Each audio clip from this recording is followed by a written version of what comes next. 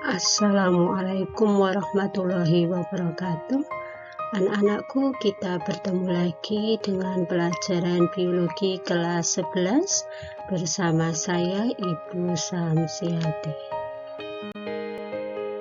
Pada pertemuan kita kali ini, kita akan membahas tentang sistem indera pada manusia. Anak-anakku, kompetensi dasar yang akan kita capai pada pertemuan kita kali ini adalah 3.10, menganalisis hubungan antara struktur jaringan penyusun organ pada sistem koordinasi, saraf, hormon, dan alat indera dalam kaitannya dengan mekanisme koordinasi dan regulasi serta gangguan fungsi yang dapat terjadi pada sistem koordinasi manusia. 4.10 menyajikan hasil analisis pengaruh pola hidup terhadap kelainan pada struktur dan fungsi organ sistem koordinasi yang menyebabkan gangguan sistem saraf dan hormon pada manusia berdasarkan studi literatur. Tujuan pembelajaran yang akan kita capai adalah yang pertama, menjelaskan struktur dan fungsi bagian-bagian pada masing-masing alat indera manusia, yaitu mata dan kulit. Yang kedua, menganalisis mekanisme kerja masing-masing alat indera, yaitu mata dan kulit. Yang ketiga, memberikan contoh penyakit yang berhubungan dengan sistem indera, yaitu mata dan kulit.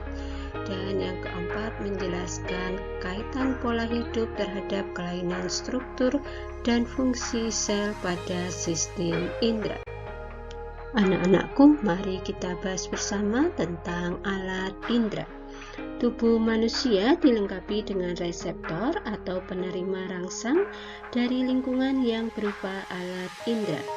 Rangsangan fisik, kimia, biologi, mekanik akan diterima oleh alat indera sebelum diteruskan ke otak. Rangsangan dibedakan menjadi dua, yaitu rangsang dari luar, misalnya aroma, rasa asin, pahit, manis, sentuhan, cahaya, kelembapan, suhu, tekanan, dan lain-lain. Rangsang dari dalam contohnya adalah rasa nyeri, lapar, haus, kelelahan, kenyang, dan lain-lain. Manusia mempunyai 5 indera sehingga disebut dengan panca indera, yang terdiri atas 1. Indera penglihatan, yaitu mata, 2. Indera pendengaran, yaitu telinga, 3. Indera peraba, yaitu kulit, 4. Indera penciuman, yaitu hidung, 5. Indera pengecap, yaitu lidah. Indera mempunyai reseptor khusus untuk mengenali perubahan lingkungan. Selain itu, dengan reseptor-reseptor yang dimiliki oleh alat indera, manusia mampu mengadakan respon yang dapat digunakan sebagai upaya proteksi terhadap gangguan dari luar tubuh. Mata mempunyai reseptor khusus untuk menangkap cahaya. Telinga mempunyai reseptor khusus untuk getaran dan keseimbangan. Kulit mempunyai reseptor khusus untuk tekanan, sentuhan, panas, dingin, dan nyeri. Hidung dan lidah mempunyai reseptor khusus untuk zat kimia. Panca indera manusia berfungsi untuk mengenali perubahan yang terjadi di lingkungan luar tubuhnya. Fungsi ini akan berjalan dengan baik apabila sistem saraf atau otak tidak mengalami gangguan atau kelainan. Anak-anakku, kita mulai dari indera penglihatan.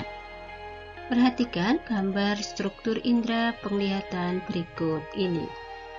Indera penglihatan didukung oleh alat indera yang berupa mata.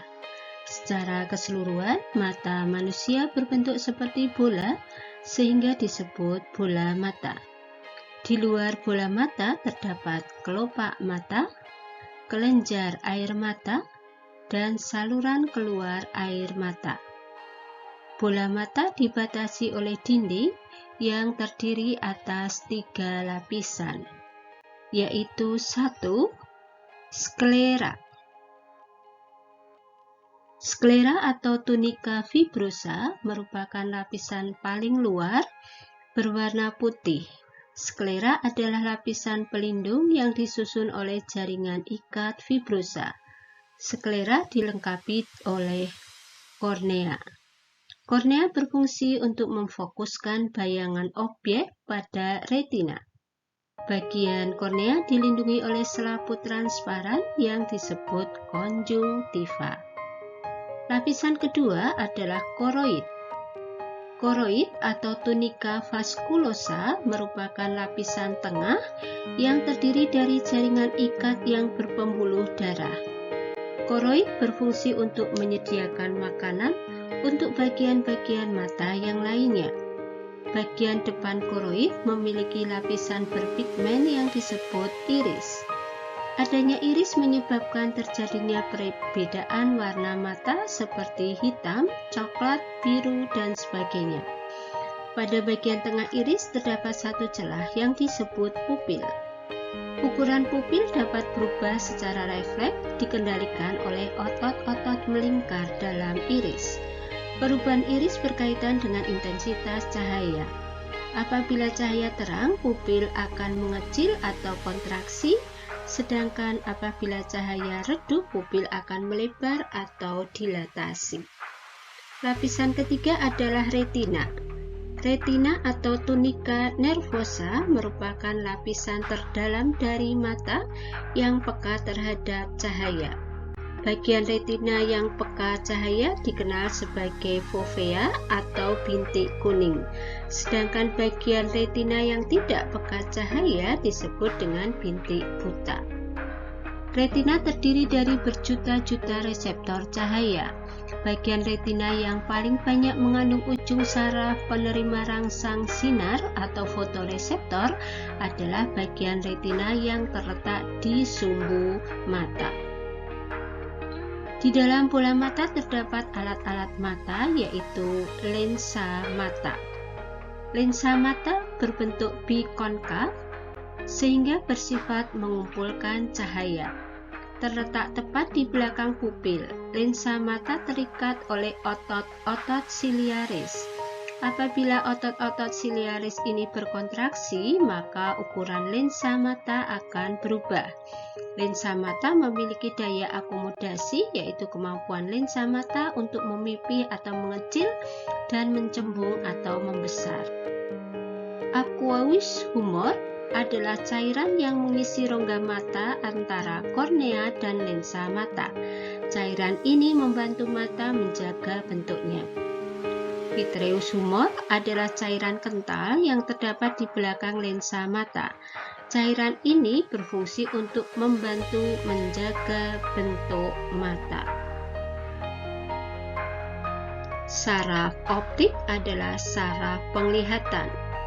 Kemudian ada sendi suspensori dan bilik posterior. Reseptor indera penglihatan disebut juga dengan fotoreseptor. Perhatikan gambar berikut. Fotoreseptor terdiri atas dua macam, yaitu satu, sel batang atau bacillus atau root. Sel batang peka terhadap rangsangan cahaya redup atau remang-remang. Sel batang mengandung pigmen rhodopsin, yaitu senyawa antara vitamin A dan suatu protein. Rhodopsin akan terurai pada waktu terang dan akan terbentuk kembali pada waktu gelap. Pembentukan rhodopsin kembali membutuhkan waktu yang disebut waktu adaptasi rhodopsin. Waktu adaptasi rhodopsin sekitar 20 detik. Yang kedua adalah sel kerucut atau konus. Sel kerucut peka terhadap rangsangan cahaya yang terang. Sel ini banyak mengandung iodopsin, yaitu senyawa antara retinin dan opsin. Sel kerucut dibedakan menjadi tiga macam, yaitu sel kerucut yang peka terhadap warna biru, sel kerucut yang peka terhadap warna hijau, dan sel kerucut yang peka terhadap warna merah. Mata dapat mengenali warna merah hingga ungu dengan mengkombinasikan tiga macam sel kerucut tersebut. Apabila terjadi kerusakan pada salah satu sel kerucut tersebut, maka akan menyebabkan buta warna sebagian, yaitu buta warna biru, hijau, atau merah. Bagaimanakah cara kerja mata kita sehingga kita bisa melihat? Mari kita pelajari bersama-sama. Proses melihat bisa digambarkan dengan skema berikut ini.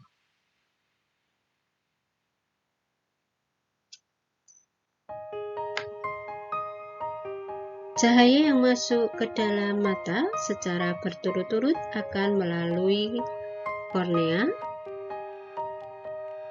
aqueous humor, pupil, lensa, vitreous humor, bintik kuning di retina. Apabila rangsangan cahaya sudah mengenai fotoreseptor, maka impuls saraf akan menuju ganglia yang terdapat pada retina bagian depan. Kemudian, impuls saraf meneruskannya ke serabut saraf yang jumlahnya sangat banyak dan akhirnya sampai ke saraf optik. Dari bagian belakang setiap bola mata, saraf optik berlanjut ke otak, bagian lobus occipital. Impuls dari mata kanan diteruskan ke lobus occipital kiri dan impuls dari mata kiri diteruskan ke lobus occipital kanan. Pada kedua lobus tersebut, impuls diinterpretasikan sehingga kita bisa melihat suatu benda. Berikut kita akan pelajari tentang kelainan mata. Mata manusia bisa mengalami beberapa kelainan.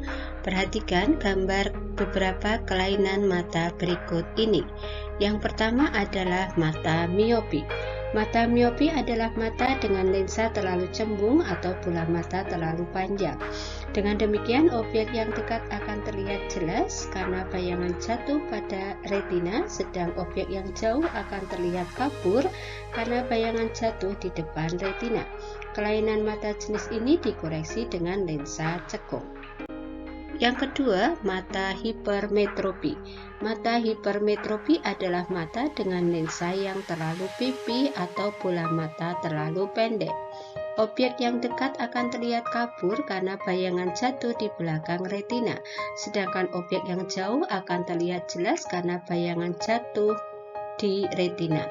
Kelainan mata jenis ini dikoreksi dengan lensa cembung. Yang ketiga, mata astigmatisme adalah mata dengan lengkungan permukaan kornea atau lensa yang tidak rata.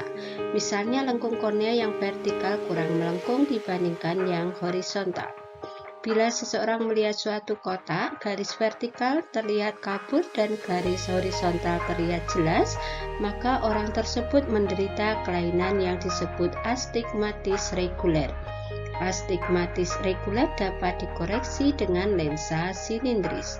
Bila lengkung permukaan kornea tidak teratur, disebut astigmatis irregular dan dapat dikoreksi dengan lensa kontak. Kelainan yang lain adalah mata presbiopi. Mata presbiopi adalah suatu keadaan di mana lensa kehilangan elastisitasnya karena bertambahnya usia. Dengan demikian, lensa mata tidak dapat berakomodasi lagi dengan baik. Umumnya, penderita akan melihat jelas bila objeknya jauh, tetapi perlu kacamata cembung untuk melihat objek dekat. Anak-anakku, kita lanjutkan dengan alat indera yang kedua, yaitu indera peraba atau kulit. Perhatikan gambar struktur kulit berikut ini. Kulit manusia terdiri atas dua lapisan, yaitu satu, epidermis merupakan lapisan luar yang sel-selnya tersusun sangat rapat.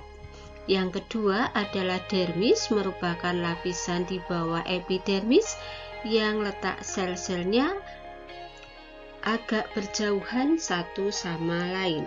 Pada kulit terdapat reseptor yang sensitif terhadap sentuhan, tekanan, panas, dingin, dan nyeri. Reseptor ini dapat berupa ujung saraf yang bebas ataupun ujung saraf yang diselubungi kapsul jaringan ikat. Umumnya setiap jenis reseptor hanya memiliki fungsi khusus, yaitu menerima satu jenis rangsangan saja. Beberapa reseptor yang terdapat di dalam kulit antara lain satu adalah nyeri. Reseptor rasa nyeri berupa ujung saraf bebas yang terdapat di seluruh jaringan tubuh, baik di bagian luar maupun bagian alat dalam. Yang kedua, Ruffini merupakan ujung saraf yang khusus untuk merespon panas. Yang ketiga, Krause merupakan ujung saraf yang khusus merespon untuk dingin. Yang keempat adalah corpus Meissner, merupakan saraf yang khusus untuk merespon rangsangan peraba. Yang kelima, corpus Merkel, ujung saraf yang khusus untuk merespon tekanan ringan. Yang keenam, corpus Pacini, ujung saraf yang khusus untuk merespon rangsangan tekanan. Pada bibir, ujung jari, ujung lidah, dan alat kelamin terdapat banyak reseptor dengan serabut saraf sensorik. Kepekaan indera peraba pada seseorang dapat dipertajam melalui latihan khusus. Hal ini dapat dilihat pada orang-orang buta ketika mengenali huruf Braille. Anak-anakku, sekian pembahasan kita tentang indera penglihatan dan indera peraba. Terima kasih atas perhatian kalian dan semoga bermanfaat. Wassalamualaikum warahmatullahi wabarakatuh.